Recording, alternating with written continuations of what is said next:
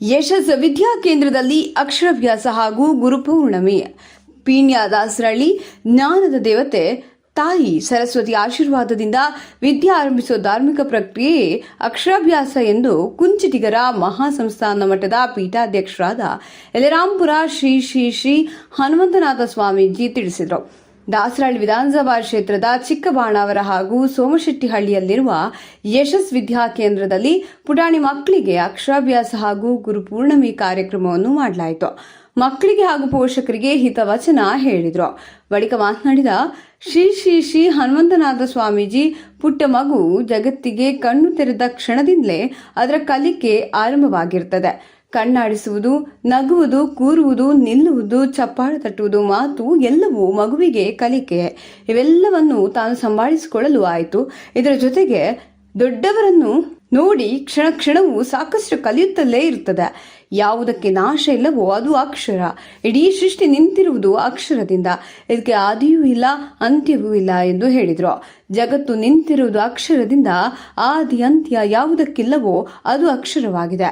ಈ ಜಗತ್ತು ಅಕ್ಷರದಿಂದ ಜಗತ್ತು ಉಗಮವಾಗಿದೆ. ಎಲ್ಲ ಮಕ್ಕಳನ್ನ ಈ ಸಮಾಜಕ್ಕೆ ಮಾದರಿಯ ಮಕ್ಕಳಾಗಬೇಕು, ಆರೋಗ್ಯಕರವಾದಂಥ ಮಕ್ಕಳಾಗಬೇಕು ಅಂತೇಳಿ ಅವತ್ತೊಂದು ಕನಸು ಹೊತ್ಕೊಂಡಿದ್ದೀರಿ. ನಿಮ್ಮೆಲ್ಲ ಕನಸುಗಳು ಈಡೇರಬೇಕು ಅಂತ ಹೇಳಿದ್ರೆ ಮಕ್ಕಳಿಗೆ ಮೌಲ್ಯಾಧಾರಿತ ಶಿಕ್ಷಣ, ಸಂಸ್ಕಾರಿತ ಶಿಕ್ಷಣ ಭಾಳ ಅವಶ್ಯಕತೆ ಇರುತ್ತೆ ಅನ್ನೋಂಥದ್ದನ್ನು ನಾವು ಅರ್ಥವನ್ನು ಮಾಡ್ಕೋಬೇಕು. ಪ್ರತಿ ವರ್ಷವೂ ಬಹುಶಃ 2 ಶಾಲೆಗೂ ನಾವು ಅಕ್ಷರಾಭ್ಯಾಸಕ್ಕೆ ಹೋಗ್ತೀವಿ, 2 ಶಾಲೆಗಳಲ್ಲಿ. ಈ ಶಾಲೆ ಏನು ರೂಪಾ ಮೇಡಮ್ ಅವರು ಭಾಳ ವಿಶೇಷವಾಗಿ ತಯಾರು ಮಾಡ್ತಾರೆ ಮಕ್ಕಳಿಗೆಲ್ಲ. ಸರಸ್ವತಿ, ಶಾರದೆ, ಲಕ್ಷ್ಮಿ ವಿಶೇಷ. ಈ ಶಾಲೆನೇ ಒಂಥರ ವಿಶೇಷ. ಅಂದರೆ ಇದೊಂಥರ ನಮ್ಮ ಮನೆ ಅನ್ನೋ ಥರ ಕ್ರಿಯೇಟ್ ಮಾಡ್ಕೊಂಡು ಮಾಡ್ತಾರೆ. ಬಹುಶಃ ಅಷ್ಟು ಚಂದ ಅಲಂಕಾರ ಮಾಡಿ ಮಕ್ಕಳನ್ನೆಲ್ಲ ರೆಡಿ ಮಾಡಿ ದೇವ್ರ ಪೂಜೆಗಳನ್ನು, ಕಳಶ ಎಲ್ಲವನ್ನ ನೀಟಾಗಿ ರೆಡಿ ಮಾಡಿದ್ದಾರೆ. ಇವತ್ತು ನಮ್ಮ ಧರ್ಮ ಉಳಿಬೇಕು. ಇರ್ಬೋದು, ದೇವನೊಬ್ಬ ನಾಮ ಹಲವು ಅಂತ ಹೇಳ್ತಾರೆ. ಎಲ್ಲ ಧರ್ಮಗಳು ಹೇಳುವಂಥದ್ದೊಂದೇ, ಬೇರೆಯವ್ರಿಗೆ ತೊಂದರೆ ಮಾಡಬೇಡಪ್ಪ, ಬೇರೆಯವ್ರಿಗೆ ಒಳ್ಳೆಯದನ್ನು ಮಾಡುವಂಥ. ಯಾವ ಧರ್ಮದಲ್ಲಿ ಏನು ಹೇಳ್ಕೊಡ್ತದೆ? ಯಾರು ಕುಯ್ದರೂ ಕೂಡ ಕೆಂಪು ರಕ್ತ ಬರ್ತದೆ. ಸಾವೆಲ್ರಿಗೂ ಒಂದೇ, ನೋವೆಲ್ರಿಗೂ ಒಂದೇ, ನಗು ಎಲ್ರಿಗೂ ಒಂದೇ, ಹೌದಲ್ಲ? ನಾವು ವ್ಯಕ್ತಿತ್ವನ ಬದಲಾವಣೆಗಳನ್ನು ಮಾಡಿಕೊಂಡು ಹೋದ ನಮ್ಮ ಜೀವನದ ಅಂಶಗಳು ಬರ್ತದೆ. ಇವತ್ತು ನೋಡ್ತೇವೆ ನಮ್ಮ ಮಕ್ಕಳು, ನೀವೇನಾದರೂ ಈ ವಯಸ್ಸಲ್ಲಿ ಅವರಿಗೆ ಸಂಸ್ಕಾರ ಕೊಡಲಿಲ್ಲ, ಶಿಕ್ಷಣ ಕೊಡಲಿಲ್ಲ, ಜೀವನದ ಮಹತ್ವವನ್ನು ತಿಳಿಸ್ಲಿಲ್ಲ ಅಂತ ಹೇಳಿದ್ರೆ ಬರುವಂಥ ದಿನಗಳಲ್ಲಿ ಭಾಳ ಕಷ್ಟಪಡಬೇಕಾಗ್ತದೆ. ಇವತ್ತು ಅನೇಕ ಶಾಲೆಗಳಿಗೆ ನಾನು ಹೋಗ್ತೇನೆ, ಅನೇಕ ವಿದ್ಯಾಸಂಸ್ಥೆಗಳಿಗೆ ಭೇಟಿ ಕೊಡ್ತೇನೆ. ಬಹುಶಃ ಎಲ್ಲ ಶಾಲೆಗಳಲ್ಲಿ, ಎಲ್ಲ ವಿದ್ಯಾಸಂಸ್ಥೆಗಳಲ್ಲಿ ನಾನು ತುಂಬ ಇಷ್ಟಪಡುವಂಥ ಶಾಲೆ ಮತ್ತು ಯಶಸ್ ವಿದ್ಯಾ ಕೇಂದ್ರ ಅನ್ನುವಂಥದ್ದನ್ನು ಹೆಮ್ಮೆಯಿಂದ ಹೇಳಲಿಕ್ಕೆ ಬಯಸ್ತೇನೆ. ಕಣ್ಣಿಗೆ ಕಾಣುವ ಸಕಲ ಜೀವರಾಶಿಗಳಲ್ಲೂ ಅಕ್ಷರ ಅಡಕವಾಗಿದೆ ಎಂದು ಹೇಳಿದರು. ಅನ್ನ ಕೊಡುವ ಯಾವುದೇ ವಿದ್ಯೆಯನ್ನು ಕಲಿಯಲು ಅಕ್ಷರ ಬೇಕು. ಅದು ಸುಲಭವಾಗಿ ದಕ್ಕುವುದಿಲ್ಲ. ಸಾಕಷ್ಟು ಅಭ್ಯಾಸ ಮಾಡಬೇಕು ಎಂದರು. ಶಾರದೆಯ ಗುರುಗಳ ಸಂಪೂರ್ಣ ಆಶೀರ್ವಾದ ಇರಲಿ ಎನ್ನುವಂಥ ದೃಷ್ಟಿ ಇಟ್ಕೊಂಡು ಶಾಲೆಯ ಸಂಸ್ಥಾಪಕ ಅಧ್ಯಕ್ಷರಂತ ಕೃಷ್ಣಪ್ಪನವರು ಸುಮಾರು ವರ್ಷಗಳಿಂದ ಕೂಡ ಇದು ಅಕ್ಷರಾಭ್ಯಾಸದ ಕಾರ್ಯವನ್ನು ಪ್ರಾರಂಭವನ್ನು ಮಾಡಿದ್ದಾರೆ.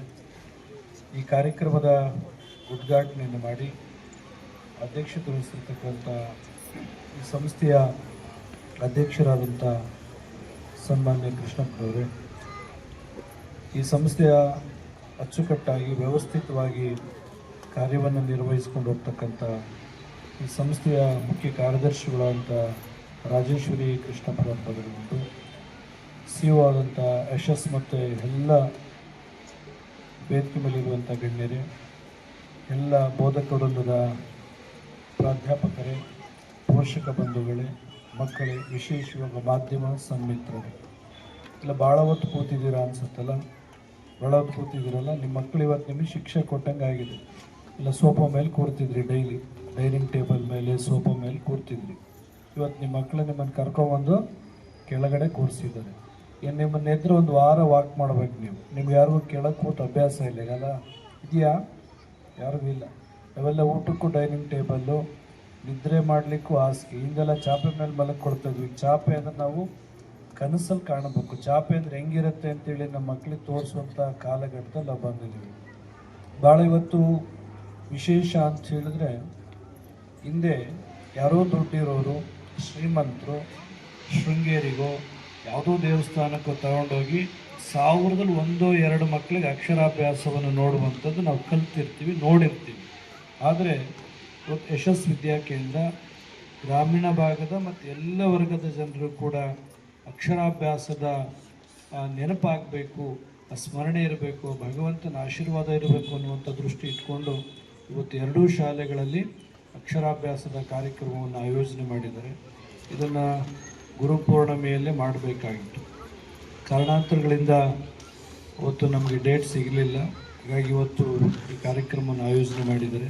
ಭಾಗವಹಿಸಿದ ಎಲ್ಲ ತಂದೆ ತಾಯಿಗಳು ನಿಮ್ಮ ಮಕ್ಕಳಿಗೆ ಒಂದು ದೊಡ್ಡ ಕನಸು ಹೊತ್ಕೊಂಡಿರ್ತಾರೆ. ನನ್ನ ಮಗ ಡಾಕ್ಟರ್ ಆಗಲಿ, ಇಂಜಿನಿಯರ್ ಆಗಲಿ, IAS, IPS, KS ಅಂತ 100 ಕನಸನ್ನು ಹೊತ್ಕೊಂಡು ಇವತ್ತು ನಿಮ್ಮ ಮಕ್ಕಳನ್ನ ಹರಕೆ ಹೊತ್ಕೊಂಡು ಇವತ್ತು ಪಡೆದಿರಿ.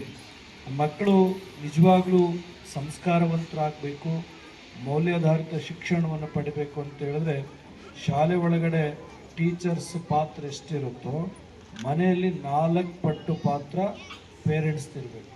ಈ ಸಂದರ್ಭದಲ್ಲಿ ಯಶಸ್ ವಿದ್ಯಾಕೇಂದ್ರ ಸಂಸ್ಥೆಯ ಅಧ್ಯಕ್ಷ ಕೃಷ್ಣಪ್ಪ, ಯಶಸ್ ವಿದ್ಯಾಕೇಂದ್ರದ ಸೆಕ್ರೆಟರಿ ರಾಜೇಶ್ವರಿ, ಸಿಇಒ ಯಶಸ್, ನಿಶಾನಂದ್, ಸಂತೃಪ್ತಿ ಯಶಸ್, ಚೈತ್ರ, ರೂಪ, ಶಾಲೆ ಮುಖ್ಯೋಪಾಧ್ಯಾಯರು, ಶಿಕ್ಷಕರು, ವಿದ್ಯಾರ್ಥಿಗಳು, ಪೋಷಕರು ಇನ್ನು ಮುಂತಾದವರು ಉಪಸ್ಥಿತರಿದ್ದರು.